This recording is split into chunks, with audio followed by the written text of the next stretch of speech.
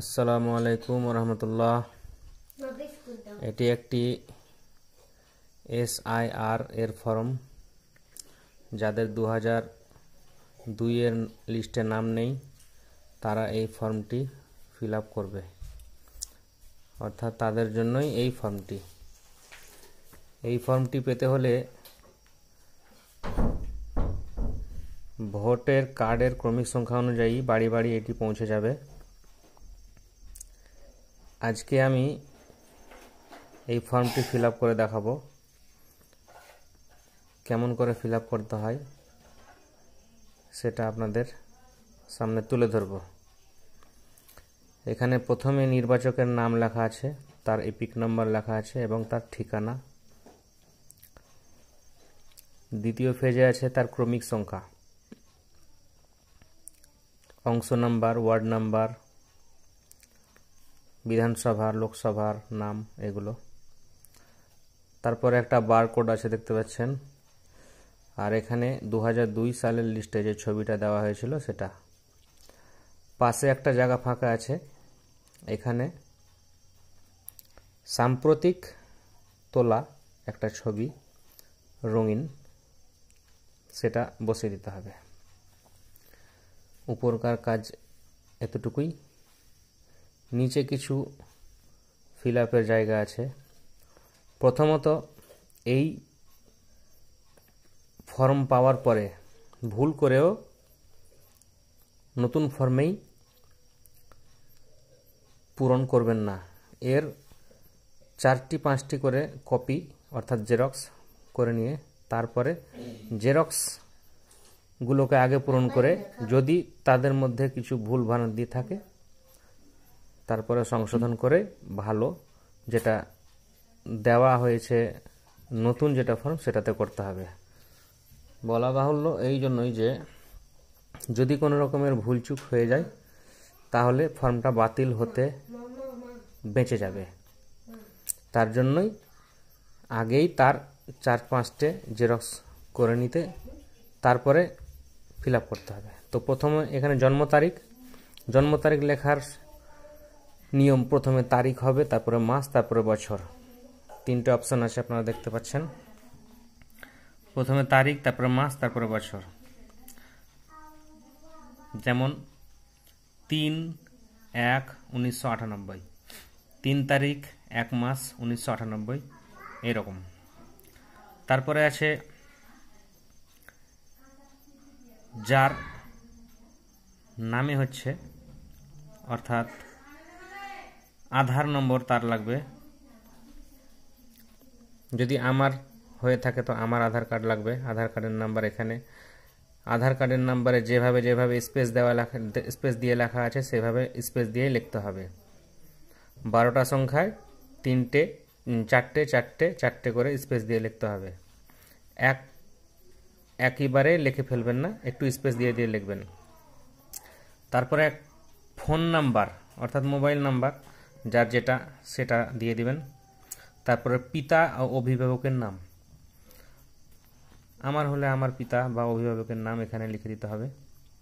তারপরে অভিভাবকের epic number, voter কার্ডের এপিক নাম্বার যেটা, পিতার এপিক নাম্বার এখানে যেমন দেওয়া আছে একটা এপিক নাম্বার, এই এপিক নাম্বারটা সেম একই জায়গায় বসবে।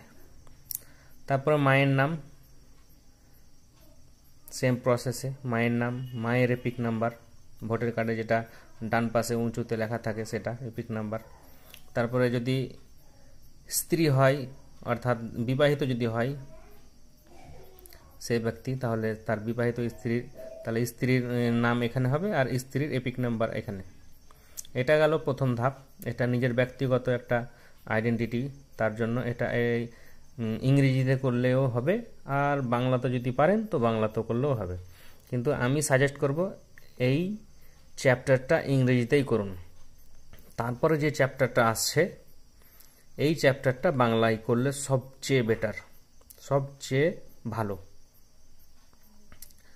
আচ্ছা, এখানে কি বলা হয়েছে? এখানে বলা হয়েছে নির্বাচকের নাম অর্থাৎ আমার 2002 সালের লিস্টে নাম নেই, আমার বাবার আছে, তো আমার বাবার নামটাই এখানে বসবে। তারপরে এপিক নাম্বার, অর্থাৎ এই যে এপিক নাম্বারটা প্রথমে আপনারা দেখেছেন এখানে দেওয়া আছে, অর্থাৎ ভোটার কার্ডে যেটা এপিক নাম্বার দেওয়া থাকবে আমার বাবার, সেই এপিক নাম্বারটা এখানে। তারপরে আত্মীয়ের নাম, অর্থাৎ আমার বাবার বাবা, অর্থাৎ আমার দাদু, আমার বাবার বাবা তার নাম, মানে আমার বাবার আত্মীয়, আমার বাবার আত্মীয়কে আমার দাদুই, তো তার নাম এখানে। আচ্ছা, তারপরে সম্পর্ক, মানে ওদের সঙ্গে কি সম্পর্ক ছিল, সম্পর্ক পিতা,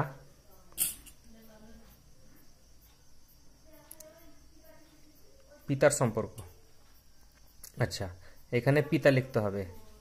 তারপরে এখানে জেলা আছে, জেলা যার যার জেলা যেরকম সেরকম জেলা। হ্যাঁ, আমাদের পশ্চিমবঙ্গ জেলা, না সরি, আমাদের বীরভূম জেলা, বীরভূম জেলা, যার যেরকম জেলা থাকবে সে সেরকম জেলার নাম লিখবে। তারপরে রাজ্যের নাম, আমাদের রাজ্যের নাম পশ্চিমবঙ্গ এখানে। এটা বাংলায় করতে হবে বন্ধুরা, এটা বাংলায় করবেন সবচেয়ে ভালো। এই পেজটা আপনি ইংরেজিতে করেন কোনো ব্যাপার নাই, কিন্তু এটা একটা খুব ইম্পর্টেন্ট ধাপ, তার জন্য এটা বাংলাতে করতে হবে। হ্যাঁ, আচ্ছা, রাজ্যের নাম হয়ে গেল আর জেলা হয়ে গেল, জেলা বীরভূম, রাজ্যের নাম পশ্চিমবঙ্গ। বিধানসভা কেন্দ্রের নাম যার যেরকম সে সেরকম লিখবে। আমার বিধানসভা ক্ষেত্রের নাম হচ্ছে মুরারই, মুরারই। আর বিধানসভা ক্ষেত্রের নম্বর আমার 294 নম্বর বিধানসভা, যার যেরকম থাকবে সে সেরকম লিখবে। তারপরে এখানে আছে অংশ নম্বর। অংশ নম্বরটা দাদা বন্ধুরা লিস্টে যেরকম দেওয়া থাকবে সেই লিস্টের উপর দিকে ডান দিকে যে থাকে সেই অংশ নম্বরটা লিখে দেবেন। এখানে দেখেন আমি একটা লিস্ট পেয়েছি, এই লিস্টের যে অংশ নম্বর আছে 10 নম্বর অংশ, এই অংশ নম্বরটাই এইখানে হবে।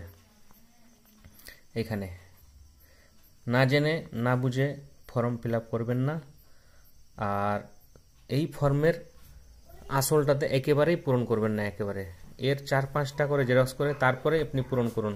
একটা ভুল ভ্রান্তি হলো, তারপরে ওটা দেখে একটু মডিফাইড করুন, সেটাতে যদি ভুল ভ্রান্তি হয়ে গেল তারপরে আর একটা জেরক্স আছে সেটাতে মডিফাইড করে লিখুন, তারপরে সেটাতে ঠিক হয়ে গেল, একদম ঠিক করে লিখলেন। একবার ভুল হবে, দুবার ভুল হবে, 3বার তো হবে না, সেটা ঠিক হয়ে গেল। তারপরে সেখান থেকে দেখে দেখে টুকে টুকে আপনি যেটা আসল ফর্ম যেটা দিয়ে গেছে সেই ফর্মটি ফিল আপ করবেন। এর জন্য আপনাদের কাছে আবেদন, জেরক্স ওই ফর্ম পাওয়া মাত্রই সঙ্গে সঙ্গে আপনারা ফিল আপ করবেন না, জেরক্স করে নেবেন। একবার যদি কিছু ভুল হয়ে গেল তাহলে ফর্মটা বাতিল হয়ে যাবার ভয় থাকবে না। আর এখানে লাস্টে আসে ক্রমিক সংখ্যা। ক্রমিক সংখ্যাটা বন্ধুরা এখানে এই লিস্টেই 2002 সালের যার লিস্টের নাম আছে বাবা কিংবা আপনার যাই হোক, তো এখানে এই ক্রমিক সংখ্যা যেটা, সেই ক্রমিক সংখ্যাতে এইখানে দেখুন লেখা আছে ক্রমিক সংখ্যা, এই ক্রমিক সংখ্যাতেই করে দেবেন, গোল করে আঁকির করা আছে 466 নাম্বার। এইখানে দেখেই ক্রমিক সংখ্যাটা বসাতে হবে, যার যেমন ক্রমিক সংখ্যা তার সেরকম নাম্বার এখানে বসবে লিস্টে দেখে, এই লিস্টটা দেখে। এটা 2002 সালের লিস্ট বন্ধুরা। তাহলে আশা করছি আপনারা বুঝতে পেরেছেন সব কিছু। এখানে অংশ নম্বরটা আপনার লিস্টের ডান দিকের একদম ওই উপরেই লেখা আছে। তাহলে আশা করছি আপনারা সব কিছু বুঝতে পেরেছেন। আর কাইন্ডলি আপনাদের কাছে খুব অনুরোধ করে বলছি, ফর্ম পাওয়া মাত্রই আপনারা তড়িঘড়ি করে যাকে তাকে দিয়েও টাকা দিয়েও আপনারা এই নতুন ফর্মে পূরণ করার চেষ্টা করবেন না।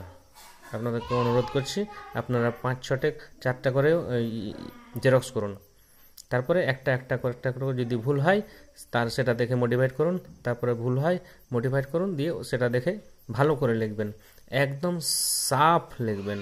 আর বন্ধুরা ফিল আপ করার সময় একটা জিনিসের ধ্যান রাখবেন, সব ক্যাপিটাল লেটার বড় হাতের লেখাতে হবে, একটাও টানা হাতের বা ছোট হাতের লিখবেন না। তো আশা করেছি আপনারা বুঝতে পেরেছেন। ভিডিওটা কেমন লেগেছে কমেন্টে জানাবেন। আর একটা রিকোয়েস্ট, এই ভিডিওটাকে আপনারা দয়া করে অনেক অনেক অনেক শেয়ার করুন, যাতে যারা মানুষ বুঝতে পারে না, যারা হ্যারাসমেন্টে পড়েছে এই ফর্ম ফিল আপের জন্য, তারা বুঝতে পারে, তারা দেখে কিছুটা বোঝার হতে পারে। তো এটাকে বেশি করে শেয়ার করবেন যাতে লোকের কাছে পৌঁছায় আর মানুষ বুঝতে পারে যে হ্যাঁ এভাবে করতে হয়। তো আশা করছি আপনারা বুঝতে পেরেছেন। ভিডিওটা ভালো লাগলে একটা শেয়ার করে দেবেন আর লাইক করে দেবেন। ঠিক আছে, এই পর্যন্তই। আসসালামু আলাইকুম। আশা করি বন্ধুরা ভিডিওটা তোমাদের ভালো লেগেছে আর এই ভিডিওটা তোমাদের খুব উপকারী। তো ভিডিওটা দেখবে, শুরু থেকে শেষ পর্যন্ত দেখবে। আর ভিডিওটি ভালো লাগলে তোমাদের যদি কাজে উপযোগী হয় তাহলে ভিডিওটি শেয়ার করবে বন্ধুদের মাঝে, আর ভিডিওটি লাইক করবে আর সাবস্ক্রাইব তো করবেই। তো দেখা হচ্ছে নেক্সট ভিডিওতে। Bye bye.